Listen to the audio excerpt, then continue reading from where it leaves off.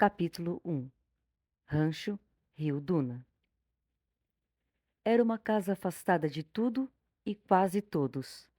Assim se sentiam, muito longe de um primeiro poste de luz, bar ou mercearia, em um vilarejo onde não havia vizinhos de porta, mas sim de roças, de pastos, de, logo depois da montanha, coisa de 1 hora, pertinho. Para quem vem de Imbituba, sentido Imaruí, passando a ponte do Rio Duna, pega a direita e vai embora. Pergunta pelo Riacho de Ana Matias. Explicavam assim seu endereço. A casa era de pau a pique, que consistia em amarrações de madeiras, bambus e cipós, revestidas e preenchidas com barro, apelidada de Casa do João de Barro, chão batido e teto com palhas secas. Uma casa simples e muito aconchegante. Uma pintura ao longe, quadro antigo, feito aquele que se tinha nas casas das avós. Ali, Maria e Valdir constituíam sua família, que só crescia, e naquela noite estava mais um por vir. Perto da casa, uma roça de verduras e raízes margeava uma pequena estrada cheia de curvas. Verdura graúda, brócolis que mais pareciam arbustos, couve com folhas tão grandes que faziam sombra, temperos e mais temperos, salsa, orégano de peixe, cebolinha, manjericão cheiroso, pimentas e plantas para fazer remédio que tratavam de tudo, desde dor de barriga até mal-olhado, cultivadas com esterco e serragem, coloridas, livres e sem cercado. Todo o espaço era bem aproveitado, e o cultivo ia até as beiradas dos barrancos, quase que invadindo a passagem, de onde se avistavam, mais abaixo, em um pequeno vale, 2 pastos, que contrastavam entre si, por ser um seco, árido, de grama baixa com rosetas, e outro feito mangue. O primeiro, verde claro com muito bege terroso, e o segundo, verde escuro, com muitas sombras e galhos emaranhados.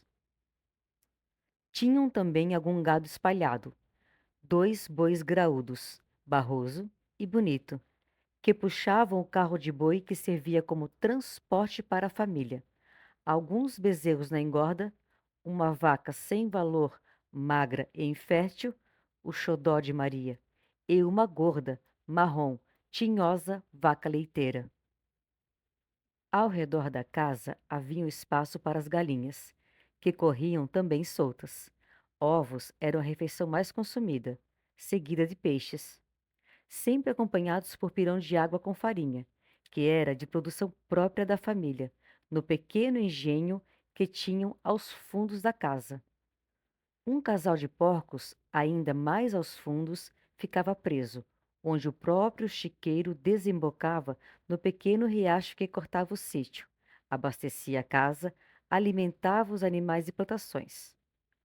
Ao longe, Valdir também tinha uma grande roça de bananeiras, que era de difícil acesso, montanhoso, mas muito frutífera, e com a frequência de abastecer o vilarejo com cachos fartos da fruta. Sempre tinha em troca milho, café, açúcar e o que quer que não produzissem, o que ajudava na alimentação da família. A água vinha de uma nascente e corria sem parar pela pia da cozinha, que também tinha por fim desembocar no riacho. A casa tinha som de córrego, que reverberava pelas paredes, como se tivesse sido construída na própria nascente. O riacho trazia o bom e levava o ruim, e por fim se encontrava com o rio da cidade, Rio Duna. Esse também era o nome que Valdir, orgulhoso, colocara no seu modesto rancho, e certa vez mandou talhar em madeira o nome Rancho Rio Duna, para pendurar defronte à entrada. Apesar de ser analfabeto, os filhos do casal, quando começaram a ir para a escola, que ficava a quilômetros de distância, eram sempre pressionados por Valdir.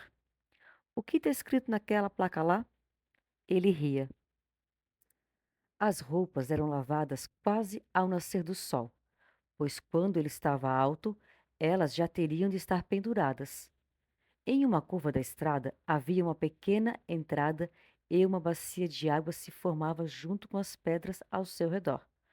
As roupas eram batidas com bambu sob as pedras, espumando o sabão caseiro feito de gordura e coquinho.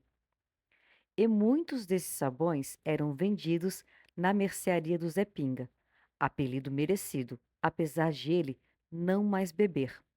Maria fazia os melhores sabões da região, receita antiga. Ela já havia sentido as dores do nascimento de um filho por 7 vezes em sua vida, desde que tinha 14 anos e fugira para se casar com Valdir, 15 anos mais velho. 7. Tinha apenas 24 anos. Nem lembrava mais de como era não estar grávida. Não queria mais filhos, mas nem sabia se podia um dia ousar dizer que não os queria. Amava todos, nunca negaria um filho, mas gostaria de negar, de uma vez por todas, as visitas do marido por sobre seu corpo. Aquela obrigação, aqueles filhos que vinham um atrás do outro, famintos, invadindo o mundo que, pelo que ela conhecia, ali, naquele pequeno sítio, seria bastante cruel. Chorava aos cantos, sempre por temer o previsto sofrimento dos filhos, e aquilo lhe doía mais que corte de faca molada, apressada, errando a escama do peixe, fazendo a mão e as postas avermelharem.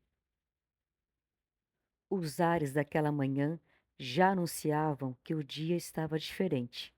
A parteira estava em alerta há pelo menos 2 semanas, e por 2 vezes fora chamada quando João, o 8º filho de Maria, dava sinais de que estava para nascer. O ritual fora feito por 2 vezes. Fogão a lenha esquentando água em abundância, a filha mais velha, Fátima, a postos, cuidando de todos os detalhes, os menores, assustados, iam pousar na vizinha mais próxima, irmã de Maria, que ficava a 20 minutos corridos a carro de boi. Mas João se encolhia e não nascia. Tem que virar a lua. Tá vindo a nova. Aí ele vira. Certeza, profetizou a parteira. A lua tinha virado na noite que se passou, e na manhã o ar estava diferente. O vento estava tão cálido que parecia a mão de Deus a afagar a barriga esticada e áspera de Maria. O medo da mãe, da dor, da morte e da vida.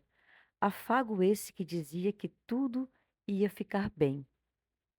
Maria havia rezado para o Senhor bom Jesus dos Passos, feito promessa para um bom parto. Era seu 8º filho.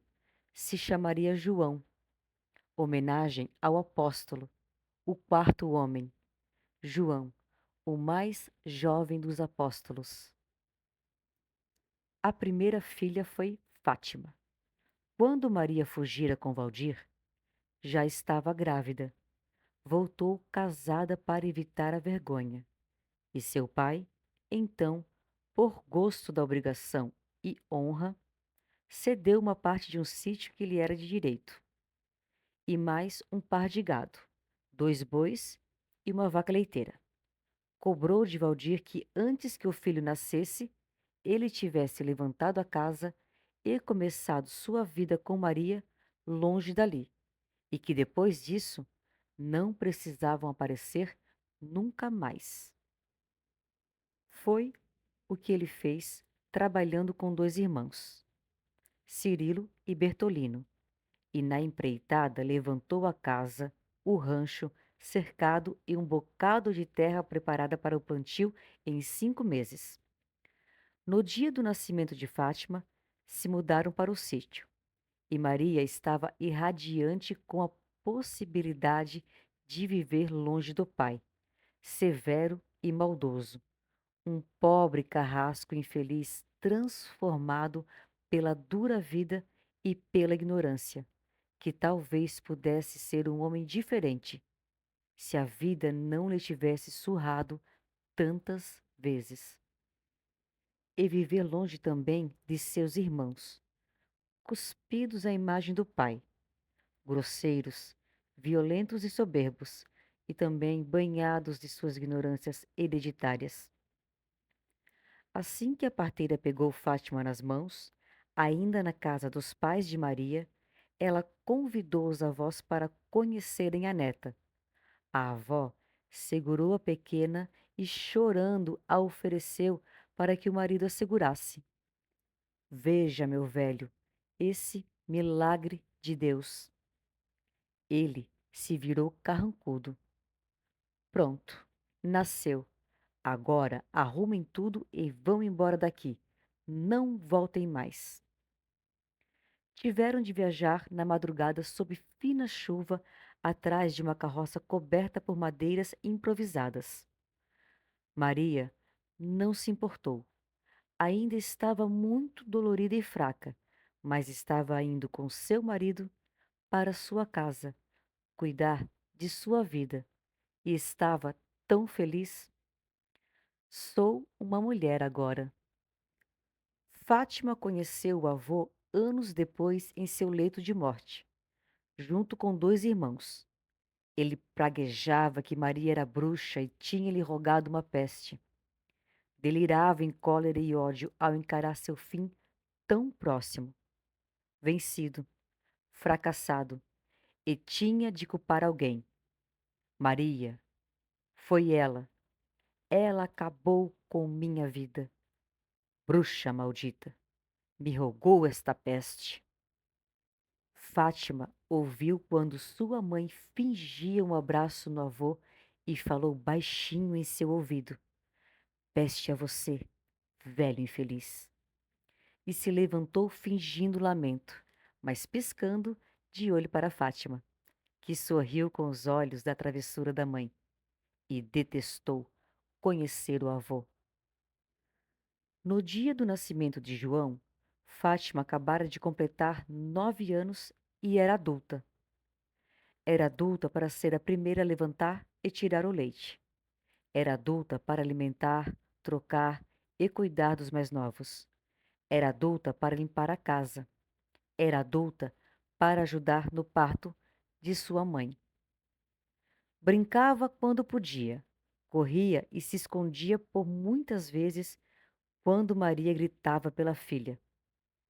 Só chama por mim, sempre eu, reclamava, pois Barbosa era apenas 1 ano mais novo, nem isso, e a mãe nunca chamava por ele. Sempre eu.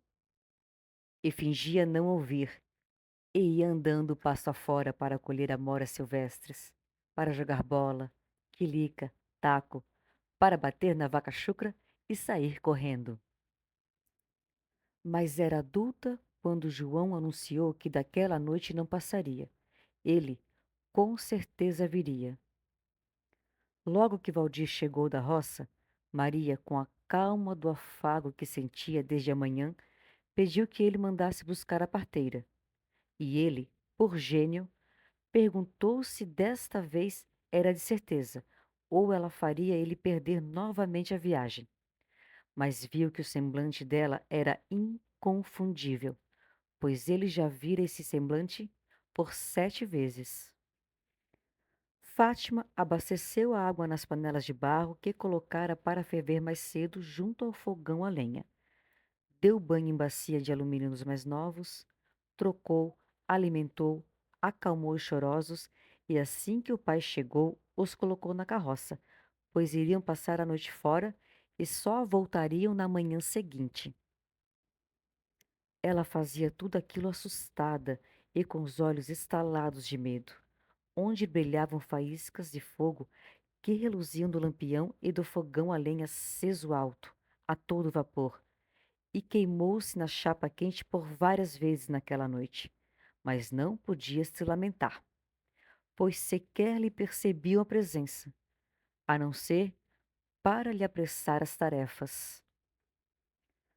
Valdir levou as crianças e voltou com a parteira. E quando chegou em casa, a lua já nascia por detrás dos pastos e a casa se iluminava por lampiões a querosene, tudo arquitetado por Fátima, que estava ao lado de Maria, sentada em um banquinho de madeira. Ele entrou, olhou sério para a esposa, para a filha e saiu. Foi até a varanda aguardar, pois nunca presenciara o nascimento de nenhum de seus filhos. Não é obrigação de homem. Sentou-se na rede, enrolou um cigarro de palha, soveu fortes tragadas, escutando ao longe os gritos de dor de Maria. Não se comovia, pois já ia passar. É só o tempo de 3 longos palheiros e possivelmente meia garrafa de trago. João nasceu saudável. Aos gritos anunciou sua chegada naquele longínquo sítio afastado.